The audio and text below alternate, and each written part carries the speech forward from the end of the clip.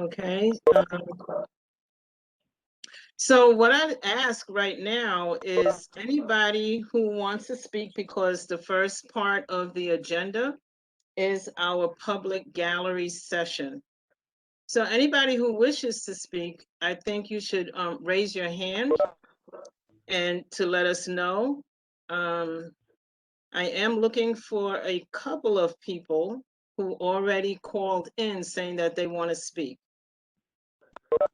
And I don't see them just yet.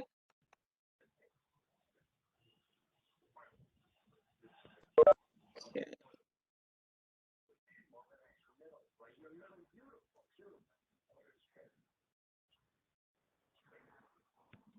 Okay. So are they ready?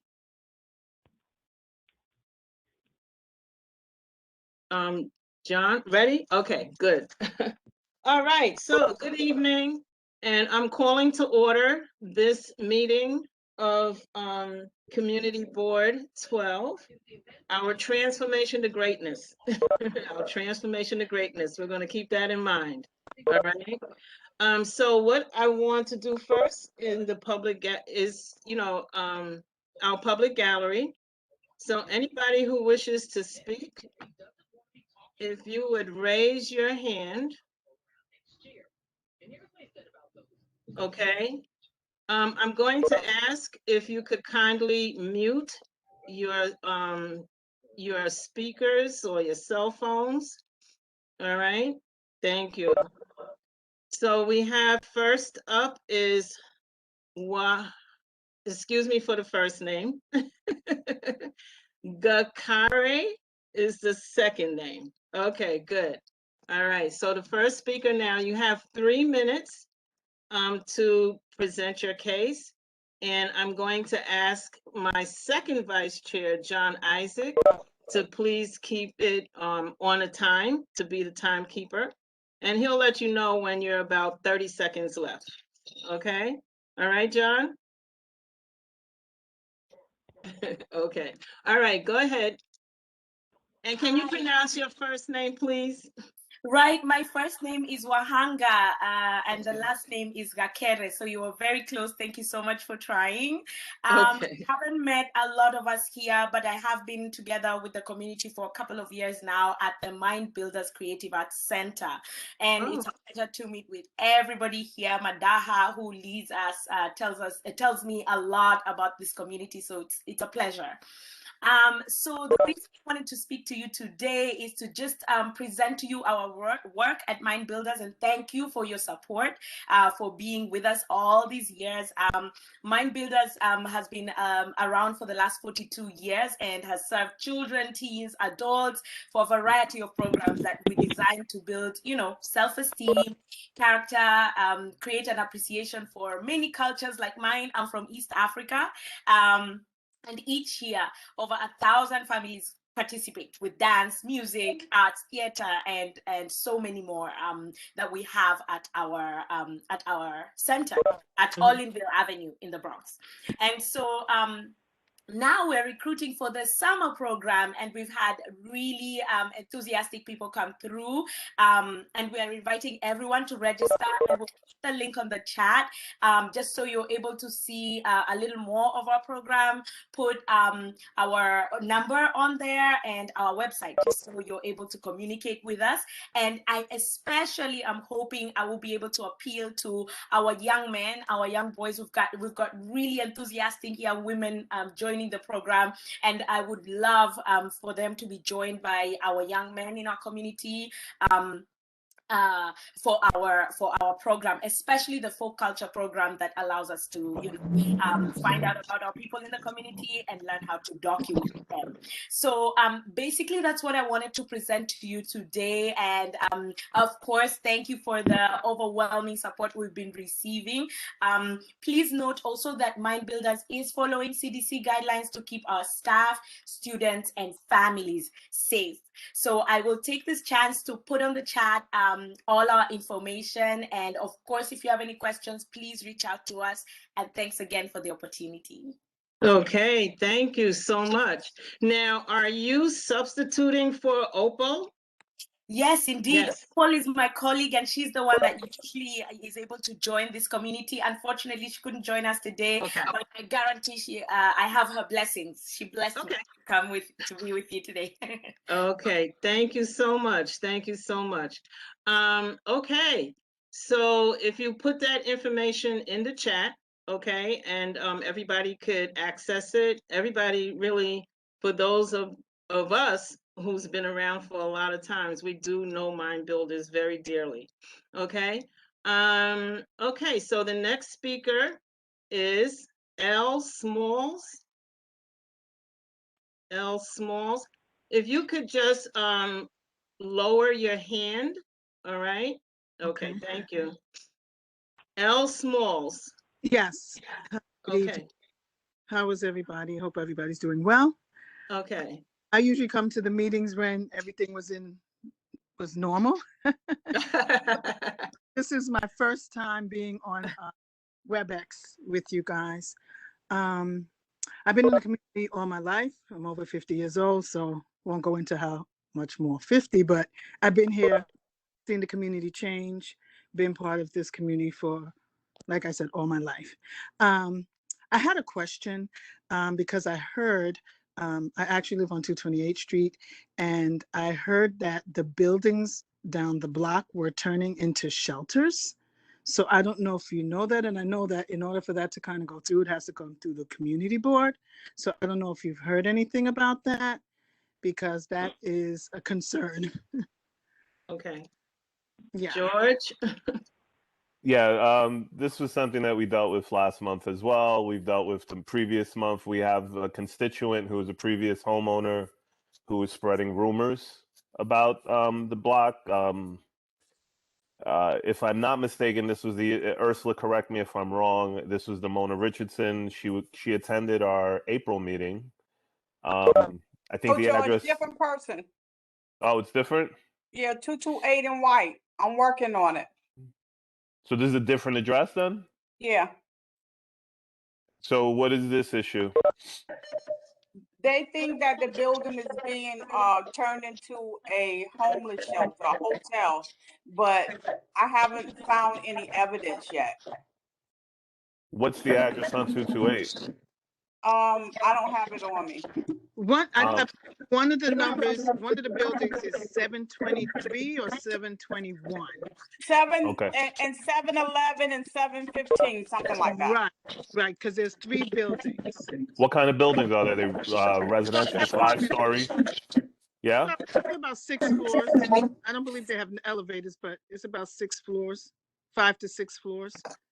And it's as you stated, it's several buildings then? Right. So there's a total of 6 on this block, and then you have the private homes, but those are at the end, more closer to White Plains Road.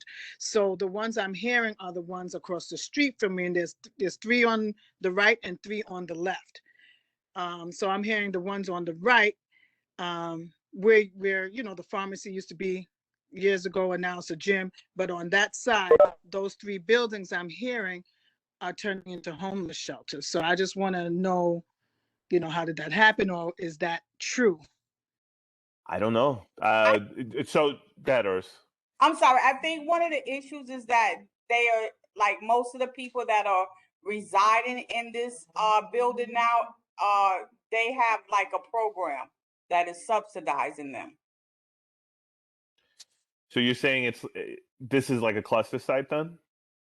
I don't know. I know Okay. people are like Section 8 and things like that. And, but then I'm hearing, it's turning into a homeless shelter. So, I just Listen, I'll put my Ursula Ursula, who reached out to you in regards to this one? Do you have their contact info? Yeah, I got it. I'm gonna text it to you right now. Okay. Do you have do we have your information? I'm gonna put my information in the chat. Okay. And then if you can send me an email with your information, I'll look into it tomorrow morning. Well, actually, I'm gonna look into it while the meeting is happening. But I'm gonna just tell you, Department of Homeless Services, if it's going and turning into a shelter, they do have buildings that were previously shelters that they're buying outright, and then they're converting them into sort of permanent housing. I have not received, or the community board has not received, any communication that states that that's happened in our district. This happened in our district a long time ago. I think it was on 232nd Street, Ursula, just off White Plains Road. We had a former board member that lived in one of those buildings. It was a building that was owned by Aguia. I'll look into this. I'll get you answers, and I will also reach out to DHS. I'll send them emails, and we'll also speak to our elected officials because they're usually the first ones that are notified about these conversions. But I'm going to tell you, it doesn't sound right, but I'll try and get to the bottom of it. Yeah, sorry, George, was this 228th Street you said? Yeah. Yeah. Okay, just wanted to confirm. All right.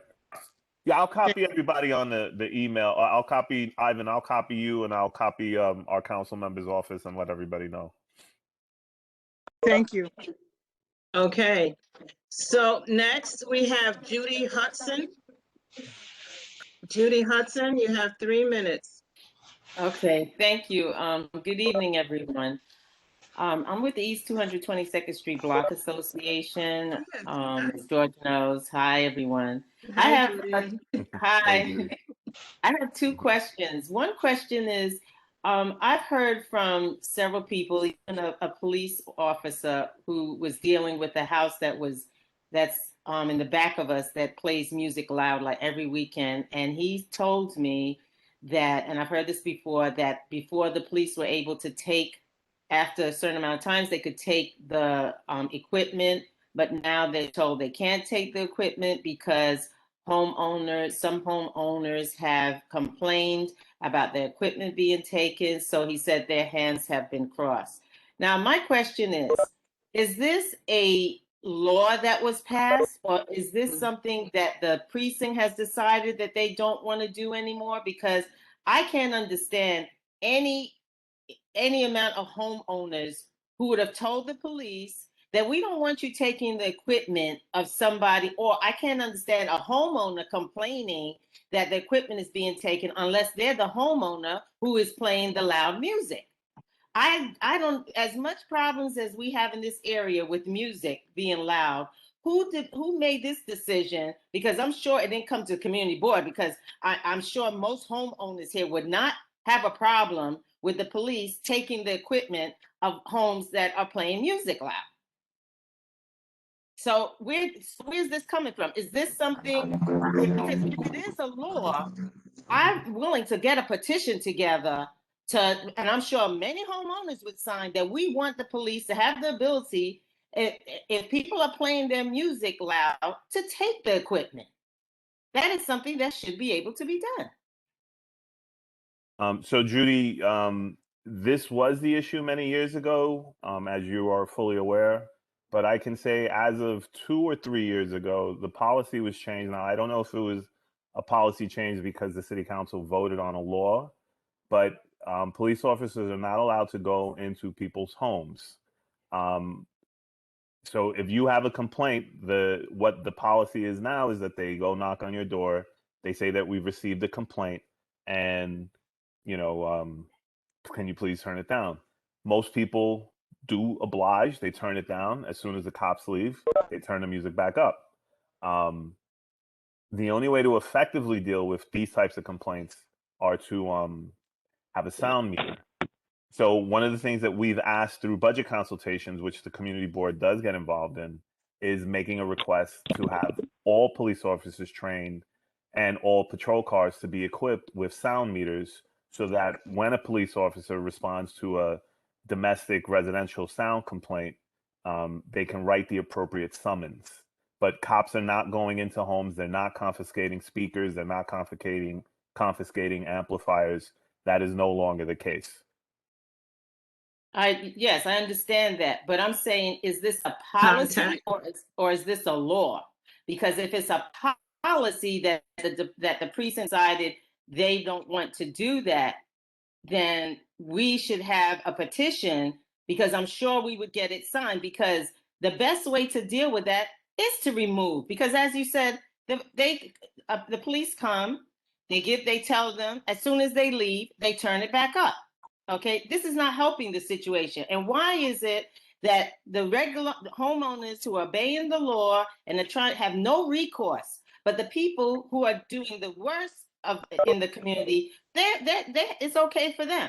Their rights are being abided by, so that they can then, make it horrible for the quality of life of everybody else. So my rights, I don't have any rights. There's no recourse for my rights, but their rights is okay. They can keep, because when I'm talking about most of these speakers that we're talking about, we're not even talking about going inside the house. These speakers are out in the yard.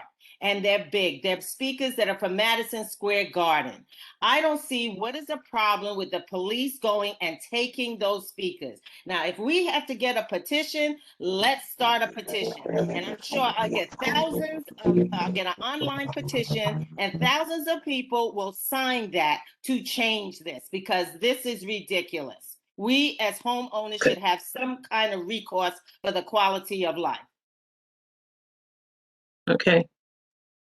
Thank you. We'll get that information. George has it. And, we'll follow up. Okay. So if you could lower your hand. Okay. Next, I have Dr. Erica Tabaya, who's the Bronx Executive Superintendent. Okay, Dr. Tabaya.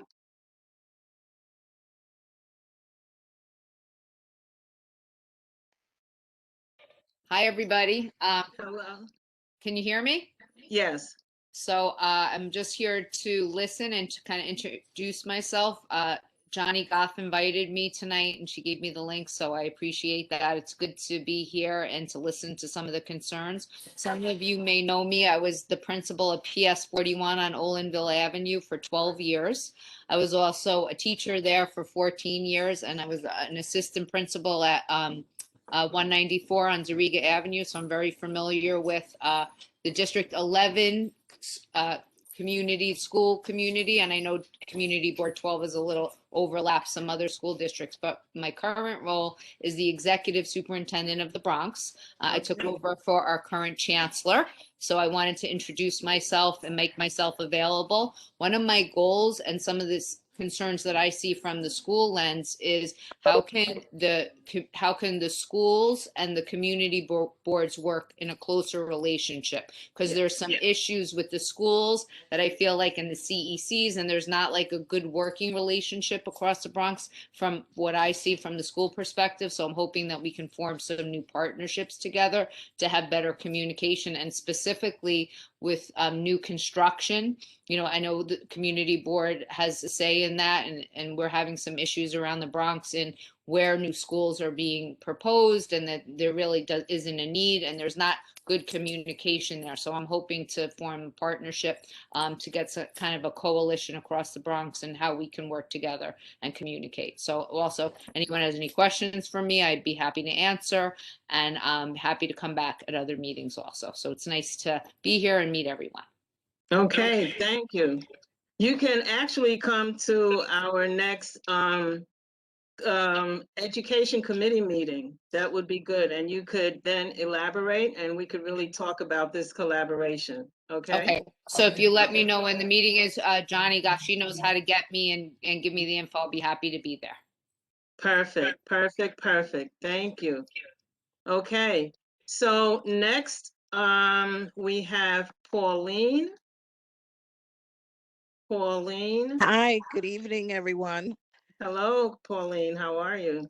Good. So this is my first time attending a meeting. I did reach out to some community people about the problem that I'm having on the street that I reside, the 3400 block of Kingsland Avenue. There is a auto mechanic garage, and they are parking all of their customers' cars on the streets. They're fixing cars out in the street, hoods are open. And this has always been a very beautiful block for the most part. But I've noticed within the last maybe 2 years they just have no respect for even the people that reside on the block. There's just no parking. And more recently, this week, the house that was attached to the garage has been demolished. So my question also is, what is being built there? There's no signs up. How do I find out what is going to be built there? How do we know? There's also a major laundromat on that corner. Are you familiar with Kingsland Avenue, right off of Boston Road?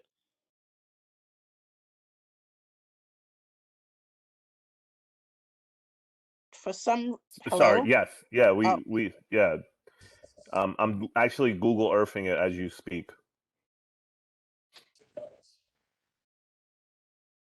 So in the meantime, I'm just gonna say that auto mechanic place has been a problem since they've been there, since I've been here. okay. Yeah. Which house are you referring? Do you have the address for the house that was 30, demolished that you said? 3452. 3452? Okay. Yeah. All right. I mean, I don't want to prolong the meeting, so I can get your information, and then I'll follow up you via. I put my information in the chat for everybody. My email address is there. My phone number is there as well. So if you want, if Pauline, if you can, just send me an email with your contact info, and then I'll get you the answers you're seeking. I'll try So to my question, best. my question would be, for the future, how does one know what is being built on the street that they reside on? Is that public information? Yeah. So what do you call it? The buildings department. So when you file, if everything is being done legally, you're supposed to file a job, what's called a job, with the Department of Buildings. So Department of Buildings, I don't know if you've seen it on some construction sites. People might be familiar with the construction fence. Right. They put like a picture of what's supposed to be built. So if it's like a residential property, they'll show a picture of it, and if it's a commercial property, they'll do the same thing. Not too far from there on Boston Road, I think they were building a Popeyes right next to Burger King. Right. So they had a rendering of what was going to be there so people could see it. That is law. So I want to check to make sure that the demolition was legal. So that's why I want to get the address so that I can see if it was done legally. And then if it wasn't, then I can make a complaint with the buildings department. They'll send their inspectors and they'll issue a violation. And all that information, Pauline, is on Buildings website. So So I already went on Buildings, okay, the BIS. So I'm familiar with that whole system. I see okay, nothing there. So that's why it was okay, very important for me to come to this meeting. And yeah, I understand that the garage has been a problem, but I have been on the block for 15 years now, and it's never been what it is now. okay. All right. 3452 Kingsland. Yes. That's it. So where was the structure? They didn't demolish the house, is what you're saying. They demolished the structure. What did they demolish exactly? The entire house, the Oh, parking the whole garage. house. The parking garage is still there, but Okay. everything else is gone. All right. I will look, and if I don't, like you said, you already look, you didn't see anything. I will issue the complaint. I'll make the complaint. I'll ask for an expedited inspection, and hopefully we'll get somebody out there, tomorrow, because that would be insane that they were able to demolish a house. Alfredo, did you look it up already? Go ahead, I Yeah. speak, got bro. it, George. No, I don't see anything. For They got an open violation that was sent to executive on the 17th for work without a permit. so I think the actual address is 3450. They got the demo is filed on the 3450. So they Oh, filed okay. for first and second floor, and the permit was just issued maybe on the 13th of May. But they do it's 3450 Kingston, not 3452. Oh, so it's 3450. So does it say what are they being permit to build there? And they have it. All they did was a demo. I mean, most likely they're gonna keep it as an empty lot for now until they decide what they're gonna build. Wow. What's the zoning on it, Alfredo? If you don't mind telling me. This is Is it R4? CA-1. So CA-1, you could build. Oh, you yeah, it's could- commercial. You could build anything and everything that has to do with mechanic, from a No. quick lube to a parking lot to auto sales to auto mechanic. So Yeah. CA-1, you could build anything there. Wow. So Yeah. this is just legal. This can happen on a residential block as well.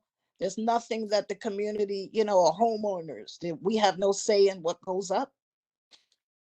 No, that's one thing for the city of New York. The zoning is in place, and it tells people, especially people who buy property, what's permissible. The only thing that the community board can do, and I will say that we actually had this conversation maybe a year ago with the Department of City Planning. We're looking at potentially rezoning Boston Road, but that's probably years in the making, like not this year or the following year. To sort of, because Boston Road it's not necessarily at commercial. We want to make it look a little more residential, especially with like the car dealerships and all that stuff all along Boston Road. We want to make it look differently. But that would be the only time, is if we would have the opportunity to do something, is if we had if we rezoned it. Okay, thank you. Yeah.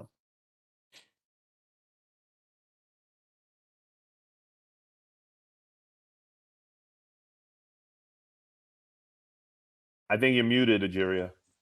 Next. Tyrell Carrillo. Sorry about that. Tyrell Carrillo.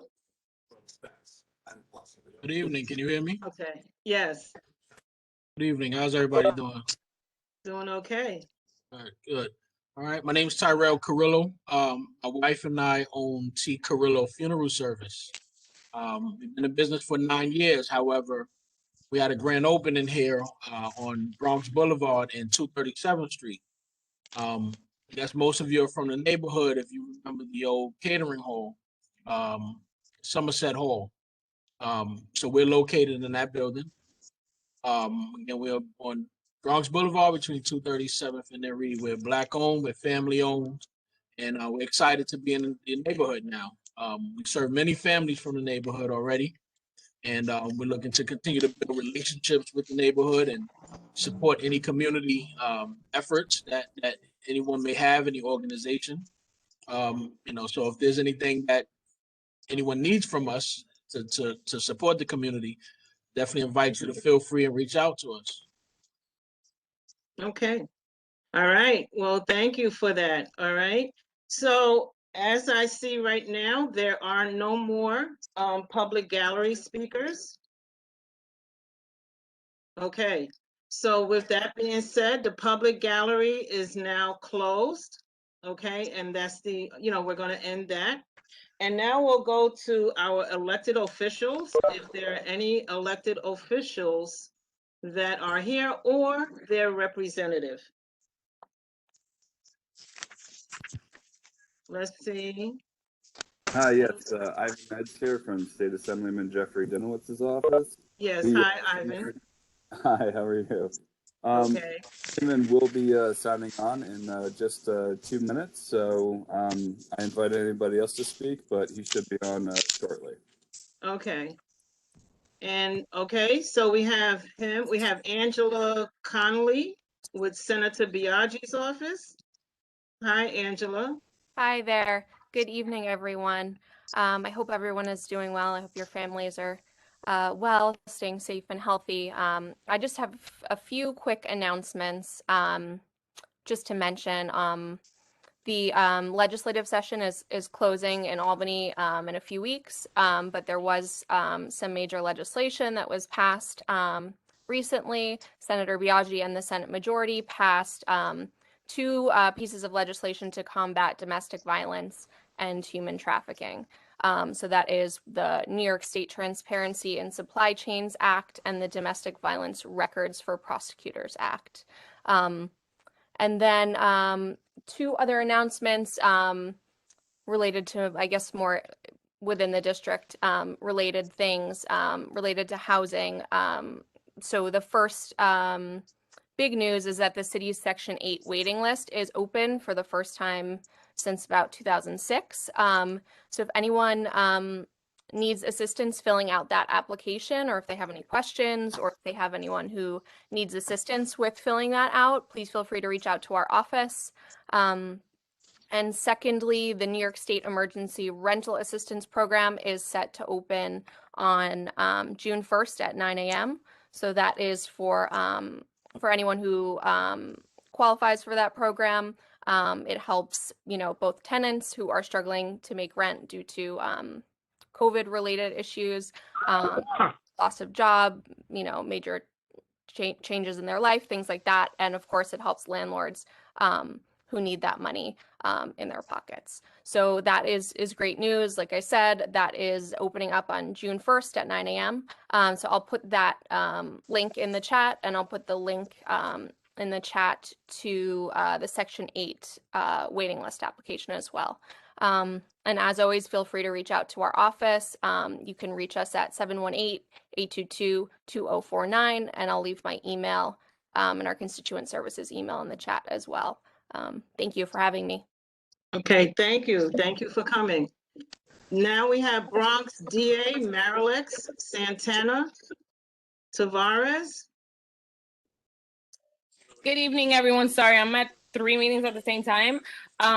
So our office, sorry, let me just lower this meeting down. Our office has 2 upcoming events. The first one will be Friday, June 4th at Slattery Park, 183rd Street and Valentine Avenue.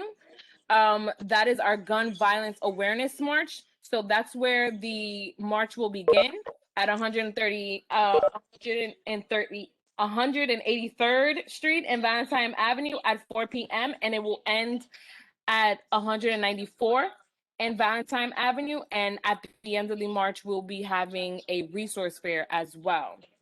On June 26th, that is a Saturday, we're having our gun buyback event. It will be within the 46th precinct. It's going to be at Christ Church on 800 Forest Avenue. The time we still don't know yet, but as soon as I get the flyers, I will email it to everyone. Sorry. So if anyone has any questions, feel free to contact me or my colleague as well. Thank you. Thank you so much. All right, now we have Sabriana Campbell, Councilman Dinowitz. Good night, everyone. Sabriana. It's Okay. Sabrina. Yes, hi. It's fine. Okay. Good night, everyone. Here on behalf of Councilmember Eric Dinowitz, just wanted to share our office is conducting neighborhood office hours throughout the district twice a week. I've placed my cell phone number and email in the chat so you guys can save it. As our schedule is completed, I will send it out to George and Ursula so that they can share it out with everyone in CB12. But thank you for having me on behalf of Councilmember Dinowitz. Okay, thank you so much. And I know that we're waiting a little bit for Assemblyman Dinowitz, but are there any? I'm actually here. Oh, hi, how are you? Good, how are you? I'm good, thank you. Yes, sir. Okay, I'm going to be as brief as I've ever been. No, I'm going to be brief because usually as brief as I've ever been is really not that brief. Okay. So I'm just going to make one announcement. I just want to tell you a quick story. So shortly after Carl Hastie became the Speaker of the Assembly, so this was in 2015, I don't know if this was 2015 or 16, we together got a chunk of funding to redo the Wakefield playground next to PS 16. And we, with much fanfare, we made an announcement. We were so happy because when I saw that playground after visiting PS 16 at some point, I said, this is all concrete. There's almost nothing there for the kids. So we put in, I forget how much already. I think it was over $1 million into the budget for Parks Department to really create a playground there. You know, there were like 2 playgrounds. There's the playground side, and then on the other side of the street, there's sort of a basketball. But they're sort of 2 separate entities. Anyway, we got that money, and every so often I say, where's the playground? Where's the playground? They go through a whole process. Finally, after all these years, even though the money came in several years ago, they're going to start. They're going to start. So at some point, I hope soon, we are going to see a beautiful new version of the playground for the kids in Wakefield. And I would say good things are worth waiting for, but honestly, no one should have to wait this long. And I think this shows that the Parks Department probably something has to change a little bit there, because when we get funding, we want to see results. The people in the community want to see results. So we didn't get the results so quick, but it looks like we will. So anyway, that is my entire report. I just want to say I really feel good about that, and I can't wait. If there's one thing better than a groundbreaking, it's a ribbon cutting, because a ribbon cutting is actually the culmination of events, and the community had a lot of input into setting up like what should actually go into the playground. So I can't wait to see it. Anyway, thank you, Community Board 12 members, for all the work you do, and that is the end of my report. Next month, I'll report on the end of the legislative session. I don't want to get into that right now, but I'll do that next time. So thank you.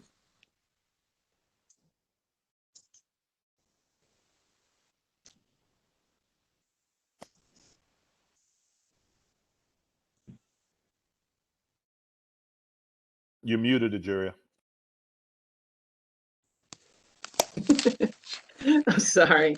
So the next item on the agenda is the Bronx Borough President's Report. Is someone here from the Bronx Borough President? Hi, good evening. I hope that everyone Hi. is doing well. The latest Borough President's Report was sent out last week with updated COVID sites and information. Anyone who Okay. has not been able to view it or has not received it, please let me know.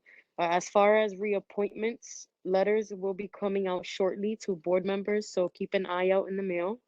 And if anyone has any questions for me, please feel free to ask me in the chat, or you can email me and I'll place my information there as well. Thank you. Okay. All right. Thank you. Thank you so much. All right. Well, the next item on the agenda is the Community Board Chairperson's Report. It was sent out. As far as it's really about all the meetings that happened in the month of May. And I don't want to read through the meetings. I'll just tell you that they did have a good meeting from the Department of City Planning and Housing and Preservation, where board members were invited. And what they did was they told us the process for developers in the community and how we can stay on top of knowing when the developers are going to come here. Because a lot of times we find out about developers, it's after the fact, it's way after the fact. But they did give us the timeline as far as how developers come and how developers are funded. All right. Then we had Library Cultural Affairs Committee.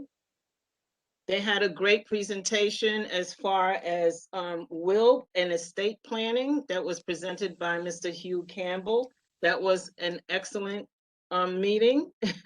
I would suggest that if you can get in touch with Ms. Claude to find out about Mr. Campbell and the information that he had, it's well worth it. Health and Human Services, Carl Lanzano, he had a great meeting. And interesting, he had the director from Neighborhood Intervention Pest Control Services.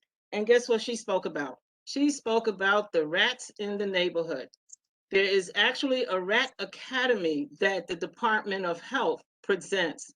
And I'm here to tell you that I did not know that in order to avoid rats, all you have to do, or one thing that you can do, is you can spray the inside of your garbage bag with a bleach solution, and that would ward them off. Anything. And you have to really clean your sidewalks. That includes, homeowners, that includes the superintendents, that includes store owners.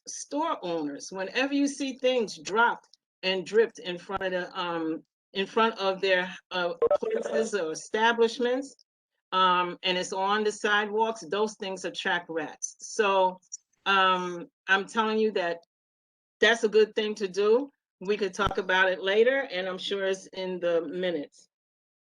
Land Use Committee, they had a presentation, again, Department of City Planning, that talked about some access for local train stations. You know, that's just that they requested the access for these local train stations. It's not going to happen now, but it is going to happen in the future. So we were really way ahead of knowing that that's going to happen. Parks and Recreation also had a meeting. You know, it's all in the minutes, but it included, just to know that Parks is hiring for the summer. That was one of the things that came out of the meeting, amongst a whole lot of other things that came out of that meeting. Transportation, capital projects. They were talking also about a project about having e-bikes in the neighborhood. Then we had the executive board meeting. We talked about committees having to revise their mission statements. You know, these statements are from 2000. And I'm sure that there's work that's being done now that is very different from what those mission statements are for the most part. So I really need everybody to, you know, just give me a sense of how you want that mission statements to change. Raccoons, Miss Benitez, I'm not sure. I got a raccoon problem in my garage too. They have me always having somebody come in to build stuff, and they actually chewed through some wood that I had up there. But raccoons is another story. Okay. The East 222nd Street, Miss Benitez and I were on that meeting. We talked about the board, but Ms. Benitez was able to present quite a bit of information as far as the Economic Development Committee. And I see that Ms. Hudson was here from that committee meeting, as well as Ms. Pamela Johnson. And then the 47th Precinct Council meeting. That was a presentation that was made. That's in general, the precinct council meeting. And I do advise that we all kind of attend those meetings, because you hear things that are important, that's important to the board. A lot of it is about what the board could be involved in. But also that they had a presentation and they mentioned that the YMCA, the Edenwald YMCA, is opened as a vaccine site, that they are issuing the Moderna vaccine at that site. So that was it for the chairperson's report. All the other information and any detailed information about that these reports are in the board or in the minutes, and you could read them in the minutes. Okay. So then I go to the district manager's report. I'm actually not sure if I shared it with the board, so I do apologize. But it's only about our reopening efforts. Ursula and I have returned back to the office. We're not full time. We're working remotely, but we try to alternate so that someone is in the office every day. Um, most times we're in the office together. But just as a word of caution, this doesn't mean that we're doing constituent walk-ins. Everything still remains the same. People have to call us or email us in regards to any complaints that they receive. As you can see, we're all still participating virtually.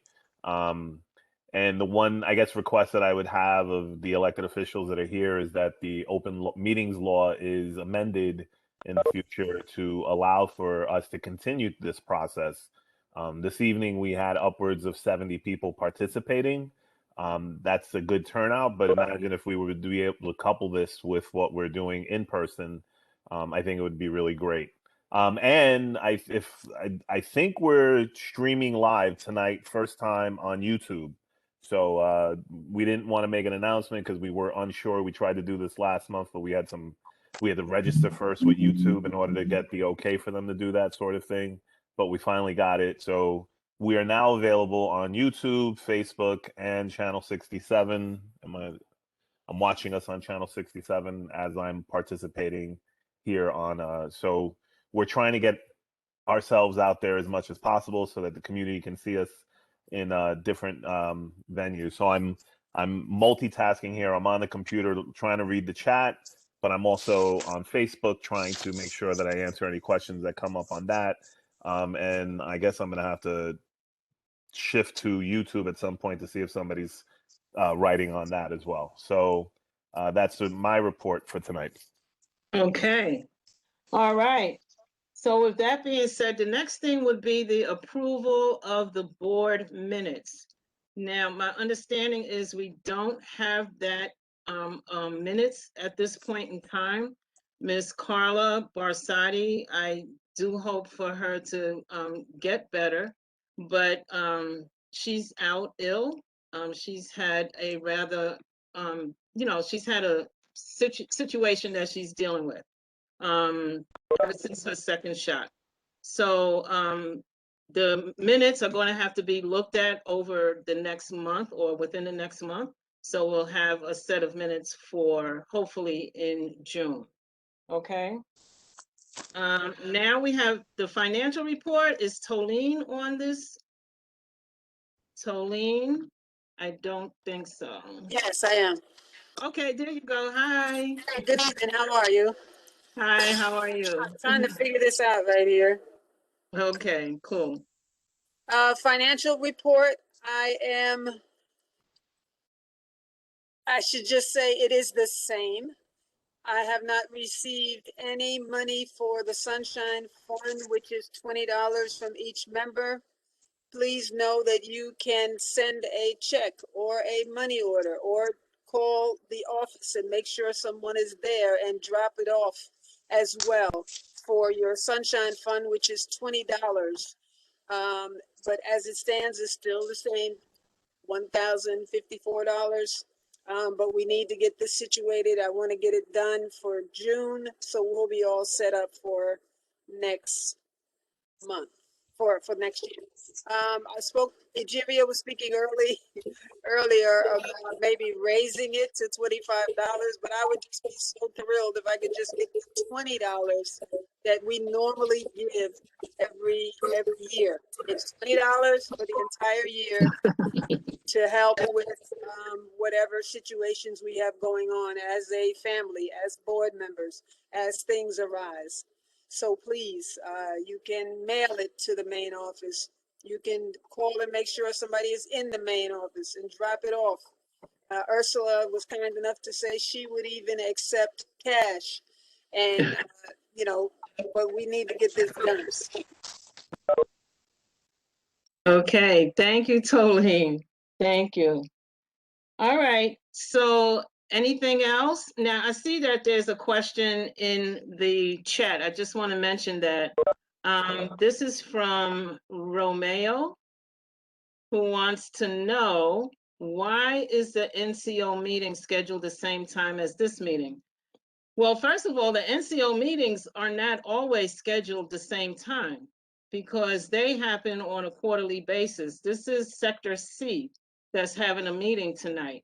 You know, I think with so many meetings in the neighborhood, it's kind of hard to not have the same meeting that's scheduled the same day as ours, but they regularly schedule every 3 months or every 3 months, and they rotate their sectors. All right.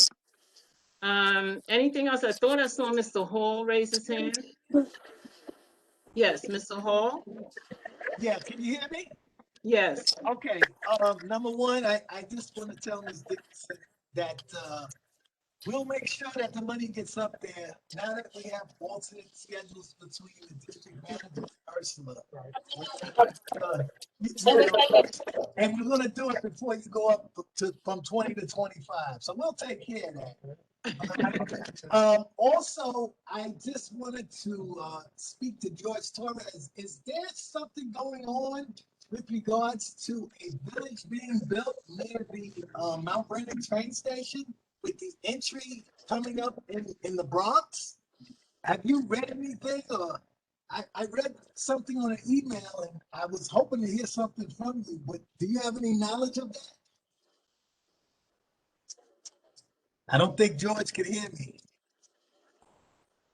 Okay. You broke up and you were very low when you were talking. Okay. Is there something being built near the Mount Vernon train station that has an opening in the Bronx that we need to concern ourselves with? Have you gotten any information regarding that? I don't know. I mean, I don't know if you're referring to, I mean, the answer right now is no, but there is a future development project that they're calling Wakefield Village. Okay. But I don't necessarily know everything about it. I know that Dave had conversations. They did reach out to us last week on trying to put together a meeting for the community board. And, you know, I emailed you and I emailed our land use because this is a ULURP, or this would be a ULURP. But like I said, that's years in the making. So, you know, no, there is nothing going on right now, but it is something that we will need to consider because it is a massive project. It's the proposal, as I understand it, is that they're going to build a deck over the police station that is over there, and they're going to build almost, I mean, if the numbers are right, almost 1,200 units of housing. So that is a massive development. But like I said, I mean, the deck alone is probably hundreds of millions of dollars, and I don't know who's paying for that. They want the city to pay for it, so I don't know how realistic this project is. But like I said, they did reach out to us. I sent you an email. I sent our land use folks an email. I think I hit the executive committee. So, you know, we'll plan something as soon as we can. But yeah, that's years in the making. Okay, all right. I just wanted to be certain. Okay. And last but not least, I just wanted to let everyone on this call know that the only remaining development as far as the New York City Housing Authority is concerned in this community board district is Gun Hill. All of the others have been approached to be going with a non-for-profit. So I'm still waging my little battle. And so be it. I'll get with Senator Biaggi and Mr. Denowitz because he's got some news coming up he doesn't know yet. But in any event, that the battle goes on. And, you know, that's that. And I want to tell Al DeCastro just to make sure that Walter McNeil gets on the board of directors for that Y, because we're going to need his expertise up there. But that's basically it. So thank you. Okay. All right. All right. So now we'll go to committee recommendations. George, you're up as far as the nominating committee and the things that has to happen. Okay. So just so everybody's on the same page, I understand because I didn't attend the last meeting for the whole meeting. Some issues were raised at the last meeting in regards to the nominating committee, and I actually don't have my bylaws handbook handy. I should have kept it here. But one of the questions that was raised was that we have to elect the members of the election committee. In the past, they were appointed. We did that again this time. But because these issues were raised, we have to have an election. So if Clinton he served as our election committee chairperson last year. Clinton, if you can unmute yourself and just, who are your committee members now? Good evening. Myself, Sidney Blair. Oh, hold on. I tried it from memory. Denise Bond. That's 3. Bear with me. Clinton, I'm on there as well. Right. Theodore James. Clinton. Oh, and Marlene Brown. That's 5 people? Yes. Clinton, okay. Theodore, Denise, Sydney, and Marlene. All right, cool. So I want to do this the right way. Is there anybody else that wants to run to be on the nominating committee? That's a board member. I'm sorry. That's also a board member. Barbara Gibson. You want to be on the nominating committee? Yes, sir. Okay. Anybody else?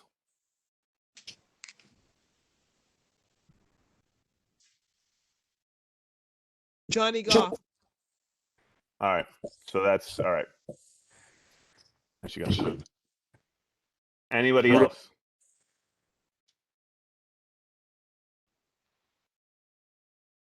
Excuse me, George, can I speak? Yeah, go ahead, Carl. I think there are more than a few members on the board that don't like the idea of people that are running for office being on the election committee. Nominating committee. I agree. So I know it's not in the minutes, but I'm wondering if we could vote whether or not that any member, since we don't have a board, an election board now, that we can vote on whether or not somebody that is running can or cannot be on the election committee. No, you raise an interesting point. Yes. It was always my understanding when I first got here that if you were, like you said, if you were on the nominating committee, you could not also run for executive office position. Right, right. However, like you stated, Carl, because I think it was challenged, there is nothing in our bylaws that state that. So to your point, Carl, we can deal with that because we do have an ad hoc bylaws committee that can amend our bylaws. So that is perfectly permissible. However, the reason we're doing this is because we already have a slate of candidates. And like I said, we just wanted, Clinton had reached out to me because he wanted to make sure that everything was on the up and up and that nobody would, criticize the integrity of what we were trying to do. So, this is why we're in this position right now, because like I said, our bylaw, the one rule regarding the nominating committee is that they have to be elected. It's not something that we ever did before, but we're doing it tonight. Just because, again, we don't want anybody to question the integrity of what we're trying to do here. So I have Johnny, I have Barbara, and then I have the 5 people, Clinton, Theodore, Marlene Allen Brown, Sydney Blair, and who am I missing? Denise Bond. Denise Bond. Thank you, Denise. I'm sorry. So that's 7 people, right? Is that everybody? We'll take one quick second to see if anybody else wants to throw their hat in the ring. Excuse me again, George, please. Sure, go ahead, sir. Now, we're gonna vote on whether, on the whole group, or how many are gonna be on the committee? Only 5. 5 out of the 7. That's correct. Can you tell us if there are any of those that are running for office? No. Not that I know of. Yeah, no. So it's basically not an issue. The issue that you raised, yeah, you're correct. That's not an issue for this election. Okay, thank you. Okay.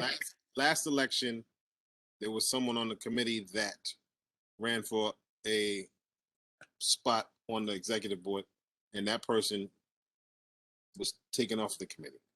So that's something that we did last time too. Okay. Okay, fantastic.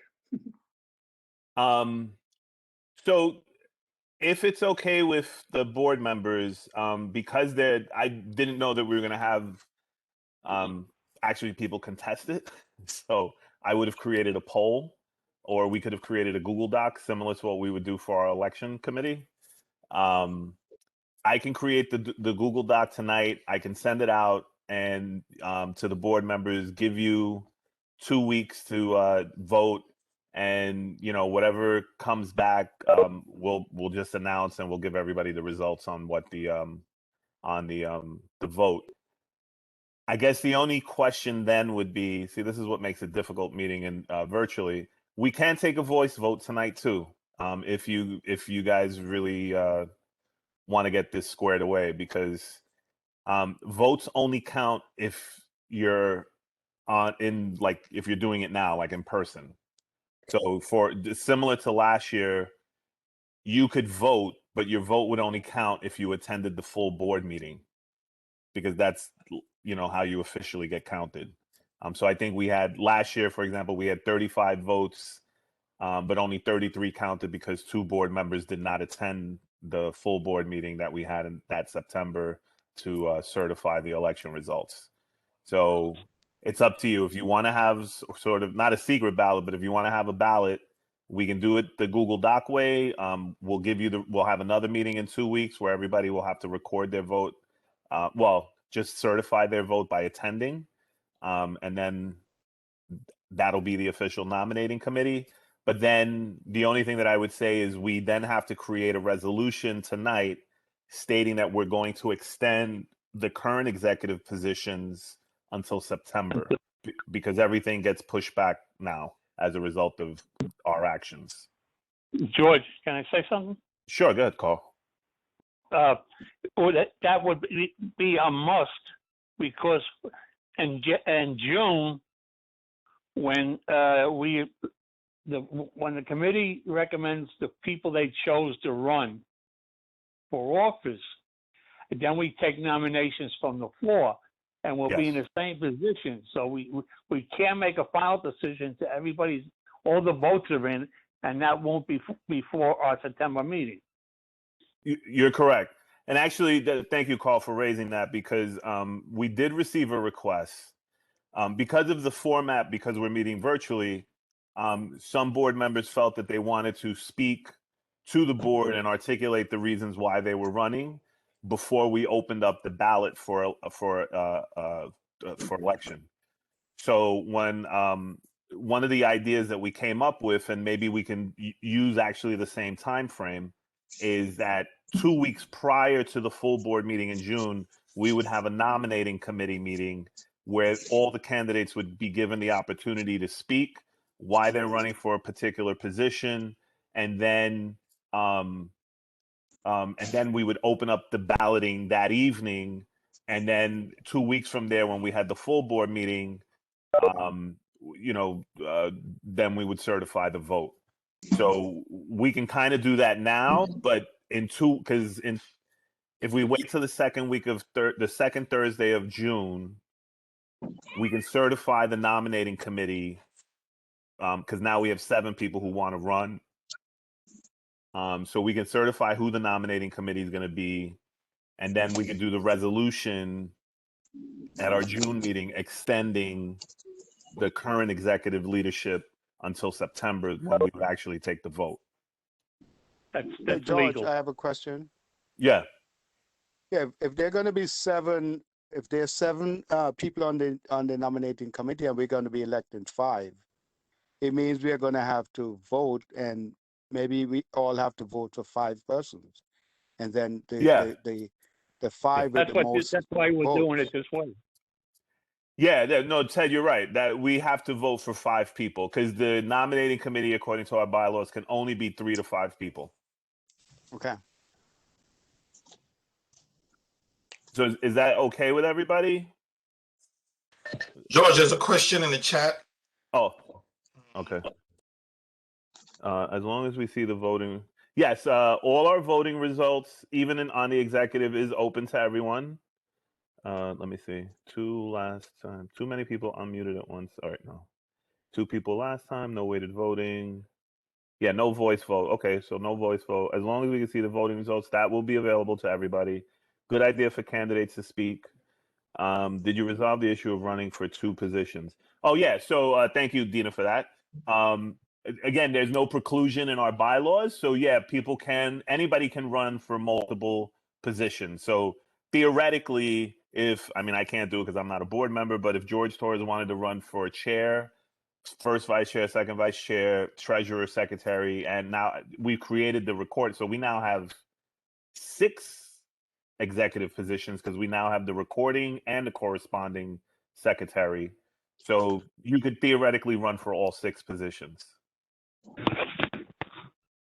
Or right, we created the the recording secretary, right? Yes, that was approved. Yes. Okay. So yeah, there's 6 positions then. So yeah, theoretically, yes, Dina. Anybody can run for multiple seats. But again, to Carl's point, we do have an ad hoc bylaws committee that can address many of these election issues. And they will be. Can I suggest if somebody's running for multiple offices, that the voting start with the offices from the bottom rather than the top? So that if somebody's running for a higher office doesn't win, they might want the second one. I suggest if they're running for the lowest office and they win, if they accept it, then they're out. I think, yeah, no, that's a good point because I think we do have someone who's running for multiple positions. The question would be, what happens if that person wins the higher office? Like, would they would they resign the commission for, and then what happens with the vote? I think those are sorts of, you're right, Carl, we have to figure that out. And unfortunately, we kind of have to figure that out on the fly because, again, our bylaws don't address that issue.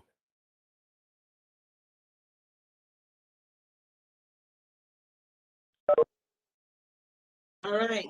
There was a question from Ivan. He wants to make a motion to amend the bylaws. So, go ahead, Carl. Yeah, you need to do it in writing and give it to the chair so he can forward it to the bylaws committee. All right, well, so I think our bylaws, to Carl's point, you can make a motion. Well, I guess, Carl, you can correct me. You have to make, I guess, the motion, and then it has to be referred to committee, and then the committee votes it, and then it comes back for the vote, right? Yeah, it has to be written. Yeah, okay, so it has to be written. All right. Okay. All right. So anything else on? Oh. Anything else on that? I just wanted to add on to what Carl said. Okay, go ahead. Thank you, Ms. Algeria. So to Carl, thank you for answering the question. What happens if the chair doesn't approve of what you requested? He has no choice. He has no choice in the matter. He has to give it. If you make a recommendation to the bylaws committee, he has to forward it to the bylaws committee because they have to review what you asked for. Thank you so much, Mr. Stricker. Okay. All right. All right. So if there isn't anything else on that. I have a question. Uh-huh. Barbara Gibson. Go ahead. I think we need a list of all the members' names. I don't know if everyone knows everyone. Okay. You understand me? Okay. So a list of all the members' names. If it's okay. Board members or people running for the slate? Board members as well as the slate. Okay. All right. So I can. And actually, this is something that we can address with the bylaws committee as well, because all of my board members are private people. We often, as a matter of fact, we got one today, a request from a non-for-profit. They wanted your phone numbers and they wanted your email addresses. All of you are private citizens. The only board member that gets a city email address is our chairperson, because he or she or that person has to approve, like my timesheet, for example, and they have to approve the bills that we do. We don't share that information. I've never shared it even with board members. If a board member, like if Alfredo wanted to get Carl Lanzano's information, he would call me and then I would call Carl and say, Carl, do I have the permission to give Alfredo your phone number because he wants to speak to you about XYZ? I would feel a lot more comfortable if we actually had bylaws that address those sort of privacy issues, because I don't feel comfortable giving people information, especially your email addresses and stuff like that. So I have no problem, Barbara, giving you a list of all the board members, but I'm not giving you a list of all the emails and phone numbers. I don't give that to anybody. I was not asking for that. Okay. I was asking for all the board members' names. We have Okay. so many new members, we don't even know who they are or their names. All right. I will definitely, I'll email that to you tonight.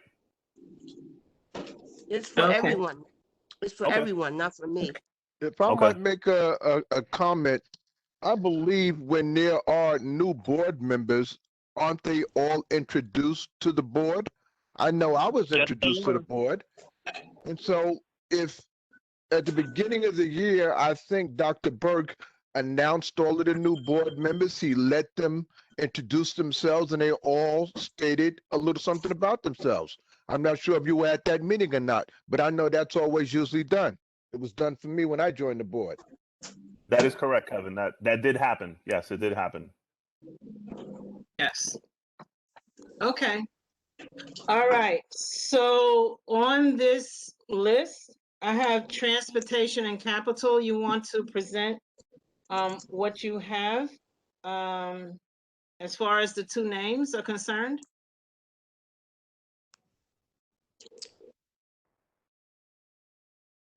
Hi, Jerry. Hi, Hi. family. How everyone doing? Okay. Again, the Transportation Committee met on May 13th, and the New York City Department of Transportation presented its pilot for the e-scooter program. I'm just give you a short synopsis of what happened. There were 3 companies chosen, which were Lime, Bird, and Vio. The pilot will last 1 year, and the scooters will be on White Plains Road and I think Co-op City, and each company will have 1,000 scooters, and the fare will be $1 to unlock and between 30 to 39 cents an hour. The speed of these scooters are going to be like 15 miles an hour, and each company will provide voluntary lessons each month and will offer helmet giveaways. Also, the committee then had the privilege of honoring 2 pillars in the community board 12 family, Mrs. Mary Jean Jefferson and Mr. Walter Borgen.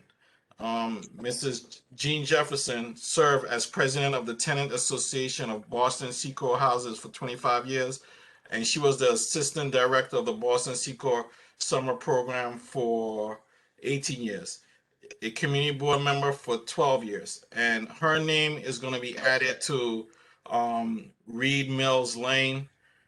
And then Mr. Walter Bergen, everyone knows Walter.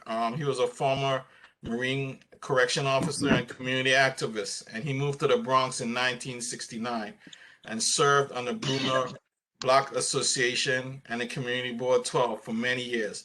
And his name will be added to the intersection of Bartow and AD. A motion was made by the Transportation Committee to honor these 2 individuals. I'm bringing it before the board right now for your approval and having these names added to these intersections.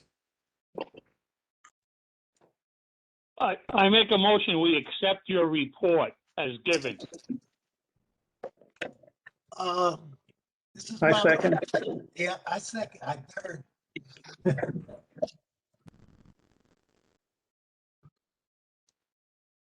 I have a question on the name of the street that's going to be named for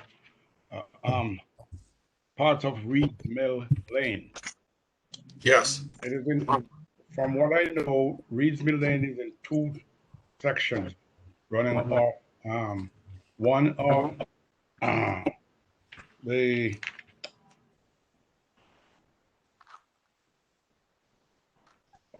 off Boston, but the other one of Bivona Street, or Bivona Avenue, does not go down to Boston Road. So how is that be explained? Ursula. Hey, I think it's Reed's Mill Lane between Boston Road and Bavona.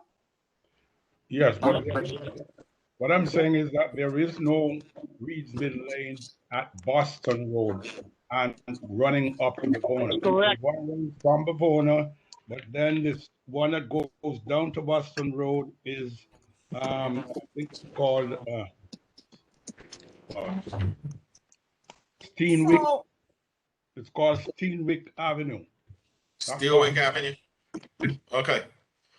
Yeah, the I'm next so- block up is correct, is Steenwick Avenue. Okay. So could we approve it pending the necessary changes? So So moved. Yeah.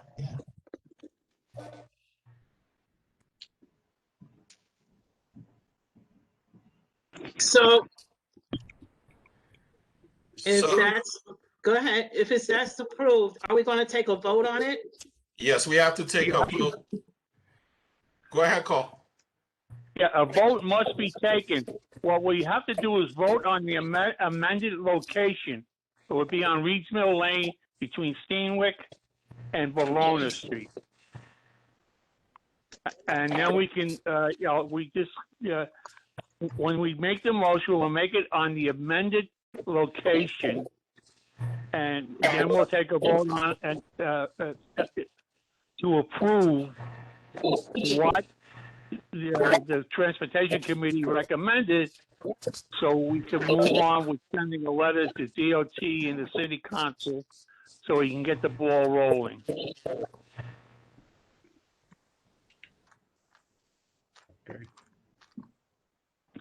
And I support that. Can I get a motion so we can move forward?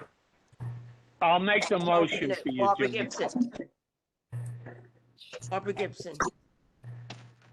Yes, Barbara, you want to make the motion? I make the motion that we pass it. No, that's not what the motion.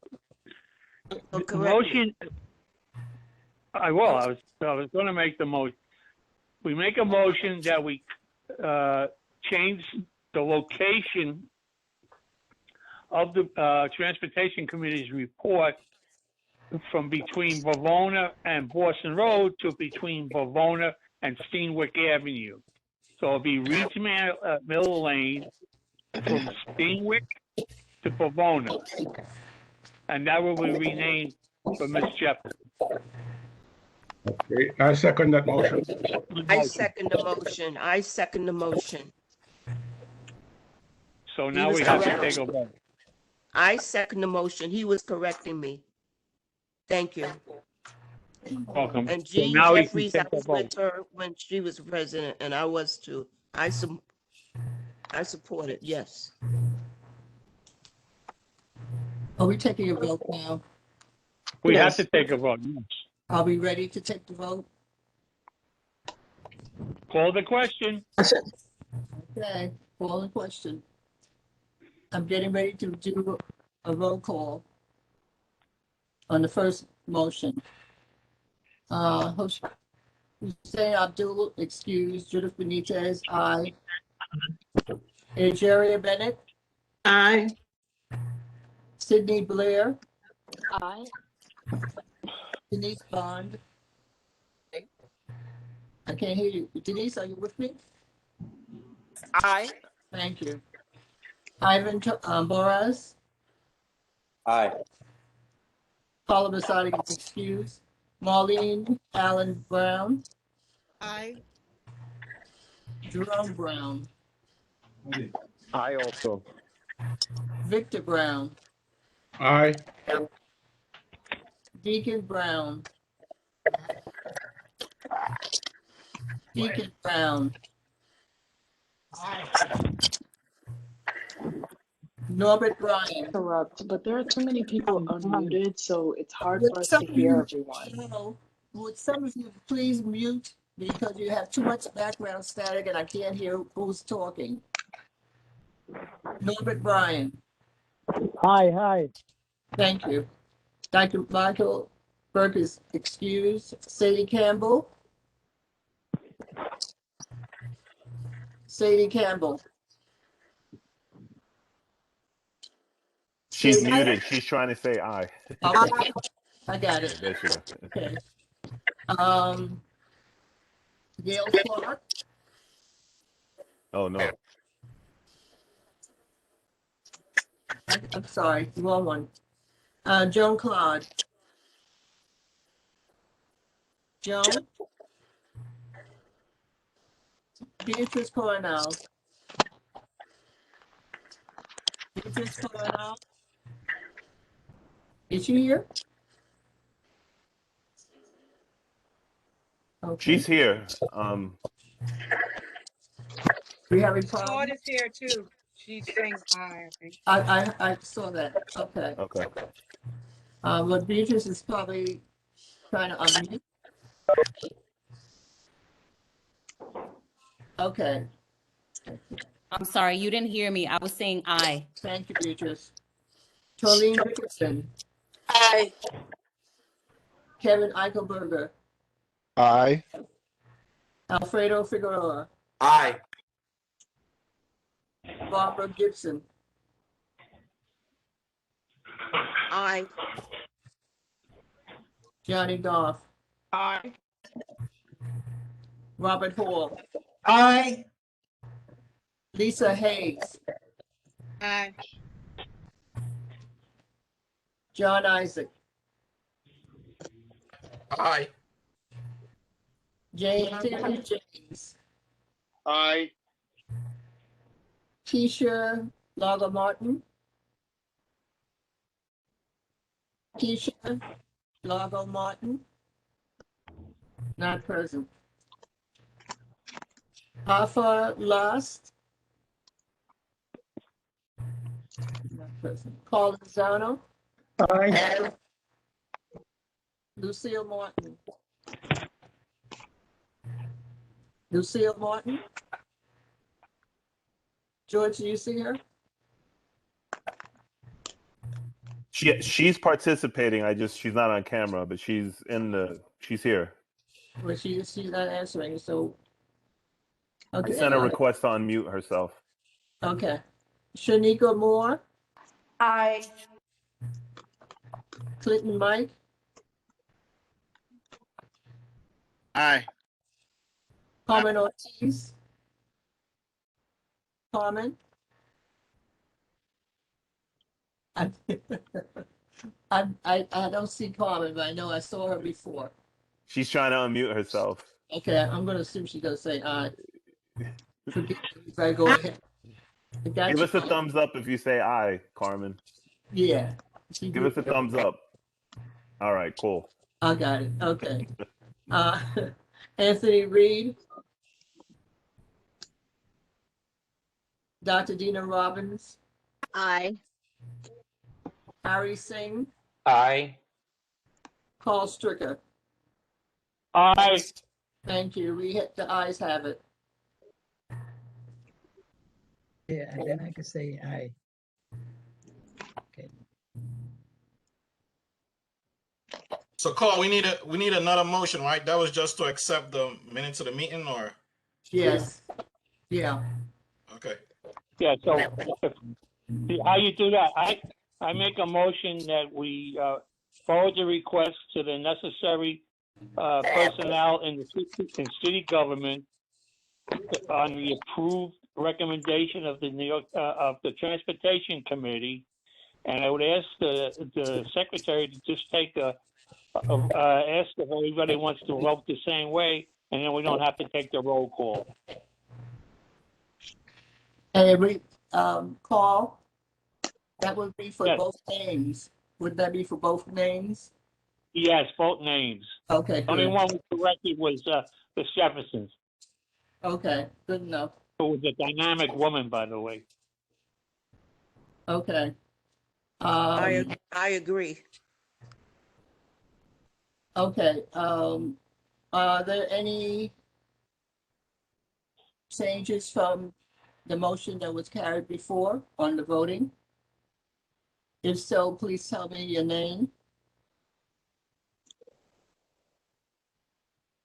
Are we all in favor? Aye. Aye. Aye. So this is Aye. Unanimous. So it's a motion carries, it's unanimous. So that'll be sent out. Thank you. Oh, thank you.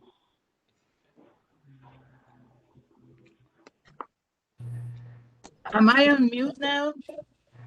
Oh, boy. Oh, Carmen?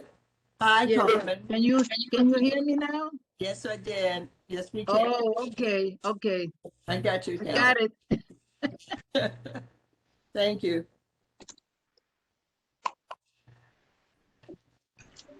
Madam Chair, Vice Chair, it's all yours.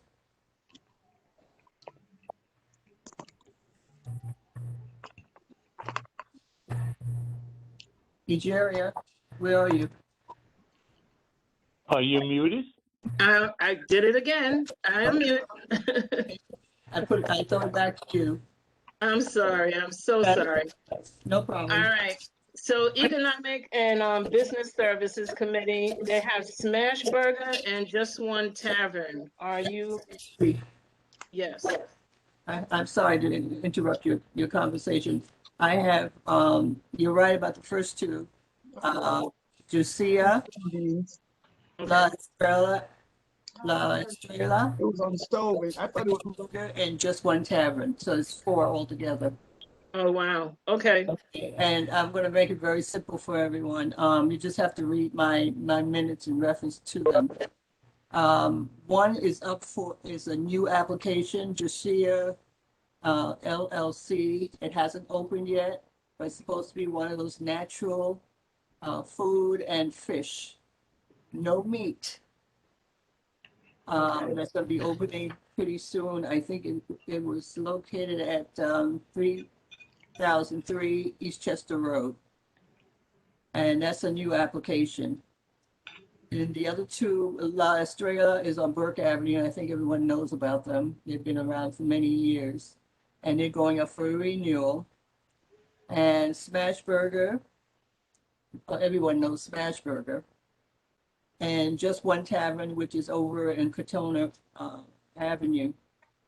And they've been around for 6 years. And it's just a simple pub, and they're up for renewal. So, like I said, please read my minutes, and you'll see what transpired. But these are the ones that we are recommending to the board that we approve.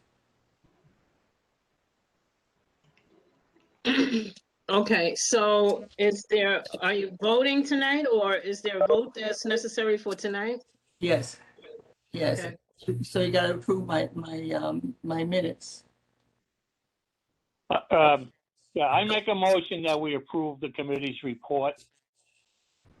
Okay. I second it. Okay. And all in favor on the approval of the committee report? Aye. Aye. Aye. Aye. Aye. Aye. Aye. Okay. Aye. Any noes? Any nays, recusals? I abstain. You abstain, that's Victor Brown, isn't it? Sure is. I got you, Victor. That's an automatic, you should know that. I know. Anyone else abstaining? Any recusals? Anyone that is a partner or a friend or whatever of any of those establishments? Okay. Well, I only have one abstention, so it's going to be times carried for the approval of the minutes. So I'll make a motion now so we can move the meeting along. I make a motion. We approve all the recommendations of the committee and forward the information to the necessary agencies. Do I have a second?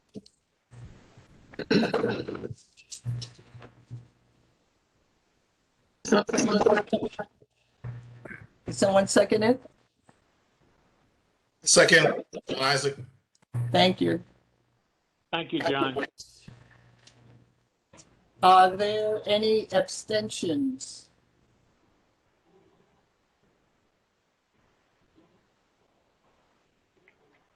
Victor, I think Victor is abstaining. Am I right, Victor? Yeah, but I'm changing it to nay this time. Oh, okay. Gotcha. Anyone else? Any recusals? Any additional nays? Is it the board saying yay to all? Yay. Yeah. Thank you.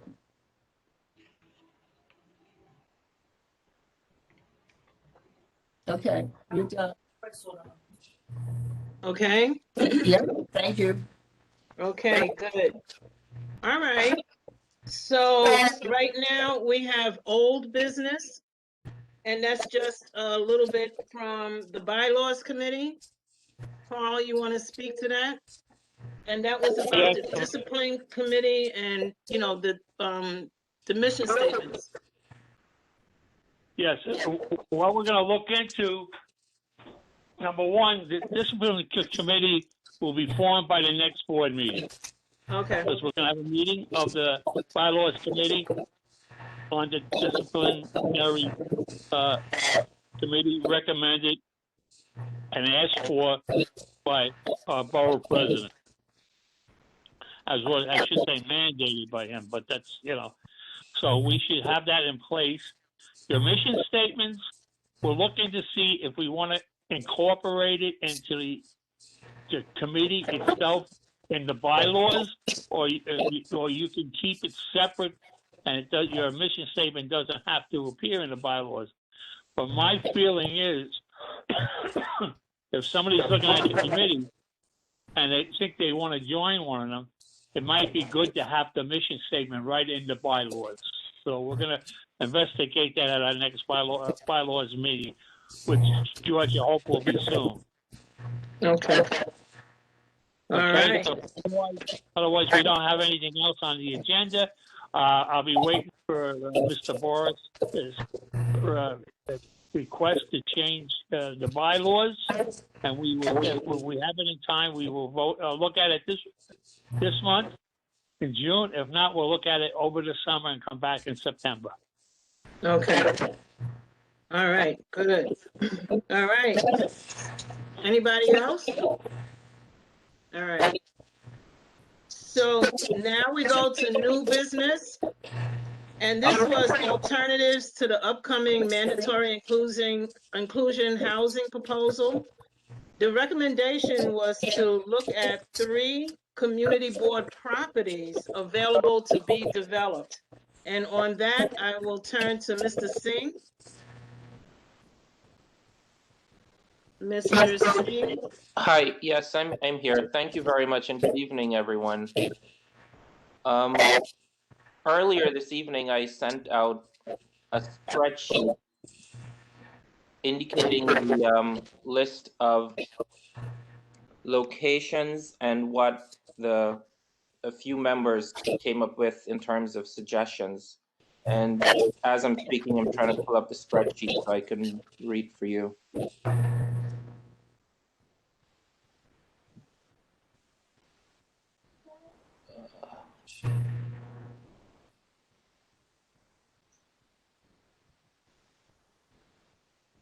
Okay, it will take a minute. Madam Chair, do you mind, since it was only 3 individuals who made suggestions, do you mind if I ask them to articulate, please, what their suggestions were? Yeah, sure. Okay, Ms. Bond, can you please tell us what your suggestions were? Sure.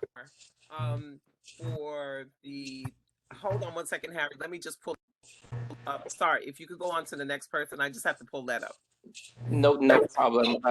Yeah, my computer is a little late tonight. Okay.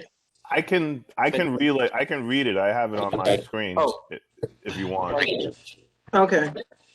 All right. So Denise Bond suggestions. There were 3 properties identified: Gun Hill Road, which I'm assuming is the old golf course. Yeah. Okay. There's Pear Tree, which is the storage facility location, and then there's Furman Avenue, which is an old warehouse. I guess that.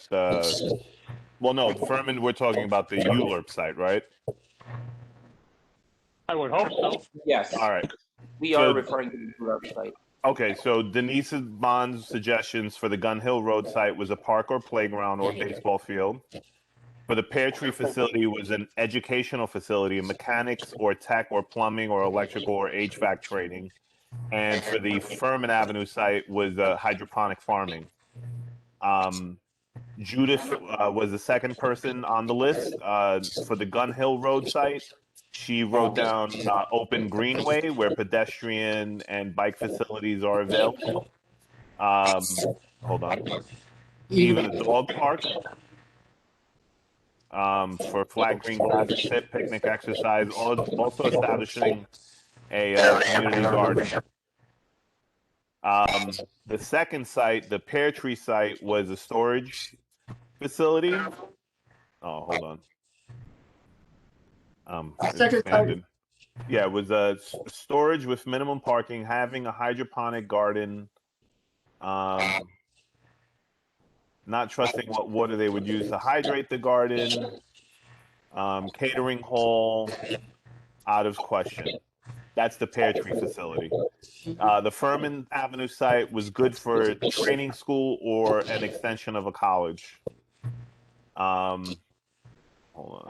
And the last person, the third person on the list is John. So John's suggestion for the Gun Hill Road site was a farmer's market. The pear tree site was, was a vocational center. And the Furman Avenue site was a distribution / maybe microbrewery. Those were all the suggestions. George, also in reference to the East Gun Hill site, I also recommended that we have a pedestrian bridge that would be needed to cross Gun Hill Road. Do you see that? Okay. That's an important piece of that, no matter who gets it.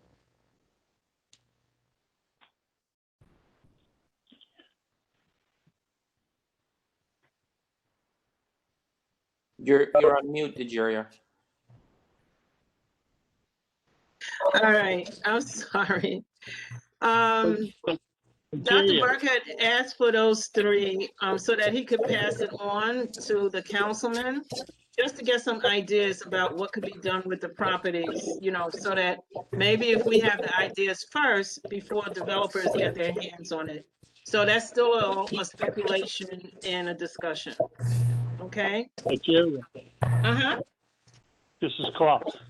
I just want to say, I wasn't privy to the land use committee, the last year land use committee. There's issues with the Gun Hill site that has to be addressed before we can make any recommendation. Yes. And as far as the Furman Avenue site, which I call the 241st Street White Plains Road site, is that basically the developer already has the blueprints and the plans to build affordable housing there. And we asked the developer that we would like to see him put an elevator in for physically disadvantaged people so they can get to the train.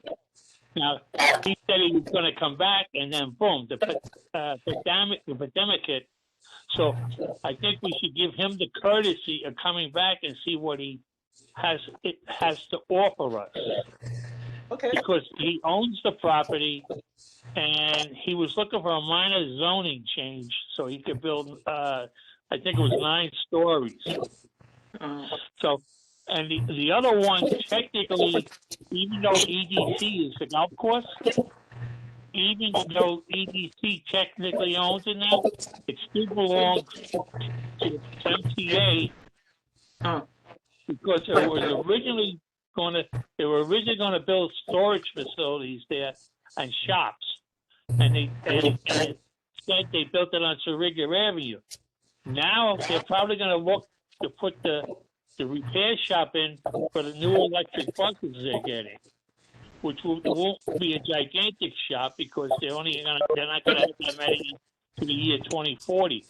But if the MTA does get what they want, we can pressure them to get what we want. I want to see a farmer's market in there. I think that's one of the greatest ideas because the area needs it. And but I just want to give you a head. I'm looking for more ideas from the local community. It's a shame we only got 3. But Okay. we have to take a harder look at those properties. Petrie Avenue, they're already building something there, so as a right, so I don't know exactly what they're putting in because they haven't got back to us. Unless they talked to George since we turned them down. I don't think so. So, Okay. all right. All right.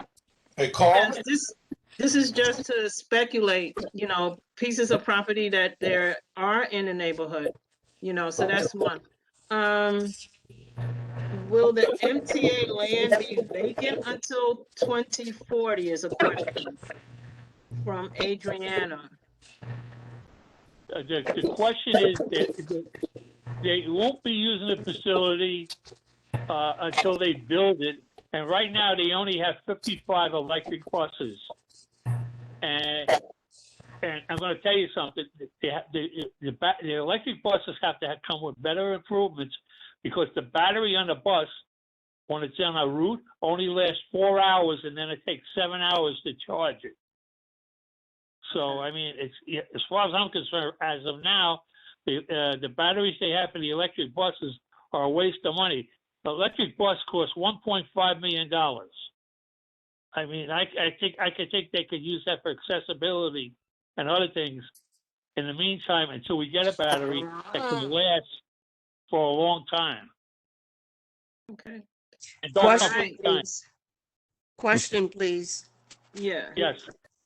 The builders on 241st, is it possible we can have storefronts in the buildings?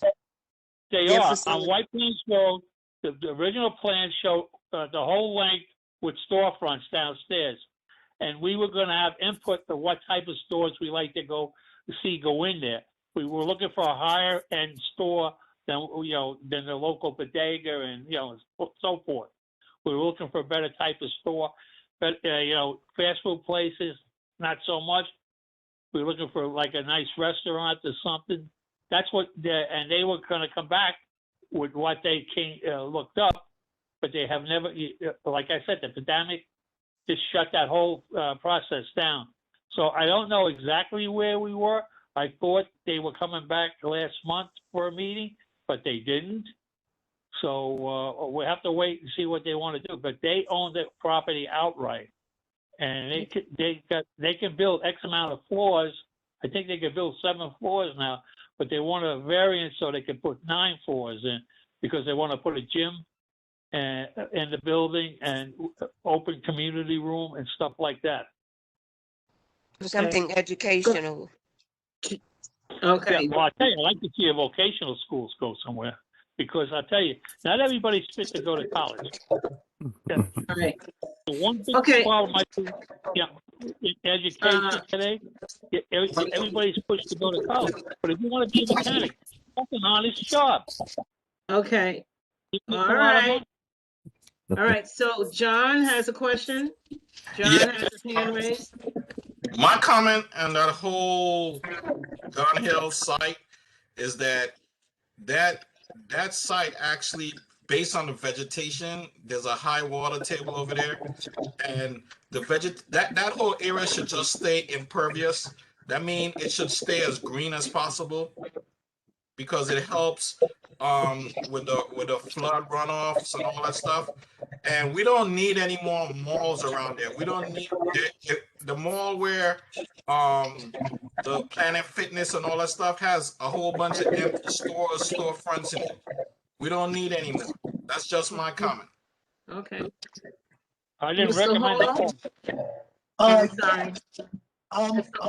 On 241st Street, I think there was room for 3 stores, and I do believe that one of the suggestions was a arts and crafts store, which was urgently needed in this community. All right, but like you said, the gentleman didn't come back, and that conversation ceased to exist. Okay. All right. So those are all ideas, you see all of this just kind of jump started everybody thinking, so they are ideas that will be presented at a later date and could be further discussed. All right. So with that, I am at the point of adjournment unless there is anything that's pressing from anybody. All I want to say, Jerry, is that everybody should keep Memorial Day in their heart Okay. for the people who made the sacrifice so we can meet like this and discuss what we want for our community. Okay. Could I say something? Yes. There we go. Good. Thank you so very much. I really appreciate the way we are trying to build community. But I still feel like we're kind of like working in silos because we're hearing a lot about an educational center. But right now it's really all of us just giving our ideas of what we feel the community wants. But the best way right now for us to see what the residents in the community want, aside from what we think they want, is to fill out this survey. I think you've all received it. I've sent it out. Ursula has sent it out, this community survey. And we only have 88 completed surveys, which isn't really representative of the population. So we have great ideas, but we really need to hear from the residents. So if everybody could really help us circulate the surveys, there's about 35 of us. If we each try to get 50, that would be what, close to a little bit over 1,500. It would be some sort of representation. It'd be a small sample. Ideally, we will want maybe 3,000, 4,000, 5,000. So I really implore and urge you all to help circulate, go to your small businesses, restaurants. I've created a flyer. And Sydney's been helping a lot too. My committee members have been helping out too.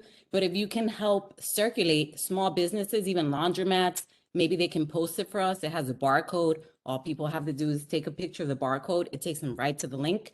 It's in Spanish and English. That's really how we're going to get an account of what the residents in this community want, aside from what we think and assume that they want.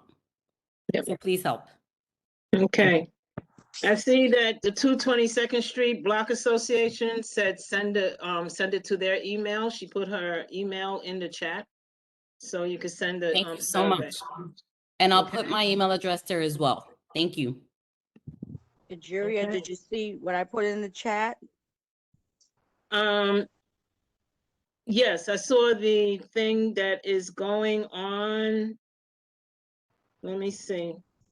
Could you let everybody know about it, or I can? Yeah, go ahead.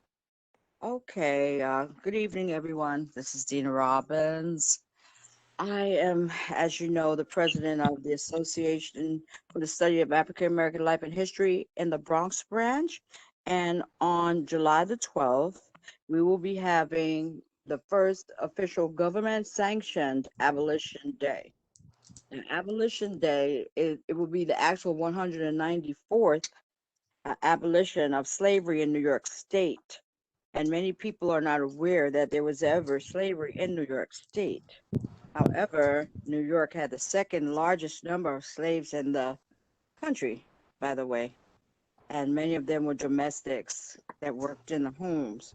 So Governor Cuomo has signed on to say that the second Monday of every July from henceforth will be recognized as Abolition Day. We are having something in Hafen Park over there in the valley. It's going to be from 11 a.m. to about 5 p.m. Poetry, this, that, whatever. If you want to speak, if you want to be there, to support this event, it would be great to see each and every one of you there. Okay, cool. Thank you for that. All right. I'll send the flyer to Ursula, and she can send it to everyone. Okay. Okay. Cool. Thank you. So I want to say, thank you everybody who was on this meeting. For all the May birthdays, happy birthday. For all the May anniversaries, happy anniversary. And for everybody who is home, who's ill, I wish them and I pray for them a speedy recovery. I know we have 2 people that are in significant situations, Carla, and we also have Hussein. So I just pray that, that they recover very well. All right. So with that, if anybody has anything else to say, yes, Alfredo. Hi, everybody. Just to give everybody a heads up, I don't know if the gentleman that was here last month regarding the intersection on my block on East 232nd and Paulding, as you know, I've been letting George and John know that the four-way stop sign was put up. They just they just put the stripes on the street and they put the stop sign on the street itself. I mean, it's working. I mean, there haven't been an accident this week, thank God. We usually have like three a week. So we haven't had one this week. So I think people are getting the idea that once they cross 233rd and Paulding, that they got to slow down and stop. So that actually worked out. Let's see how it goes. And I'll keep you guys posted. But everybody be safe. Have a happy evening. And to guys next week. Okay. Thank you. Good evening, everybody. So with that, I ask for, yes, a motion, yes? So moved. Close. You have time for a brief prayer? Yes. Okay, all right, let's all pray. Heavenly Father, thank you for bringing this dynamic board together for one more time to discuss the business of this community. Bless our chair, co-chair, our manager, bless Ursula, all the top-notch folks that's handling all the major business, all the chairpersons of each group, and each and every member that we have on this call, and those who are not able to make it. May we have a safe and wonderful Memorial Day. As Carl said, let's give thanks for the veterans who gave their lives so that we could be here to do what it is that we do here in this great country. And with all the issues that we have, it's still a great country. So thank you, and this we ask in our Lord and Savior Jesus' name. Amen. Amen. Amen. All right. Amen. Okay. So long, everybody. God bless you all. Okay, bye-bye. Holiday. Bye-bye. Bye. Everyone.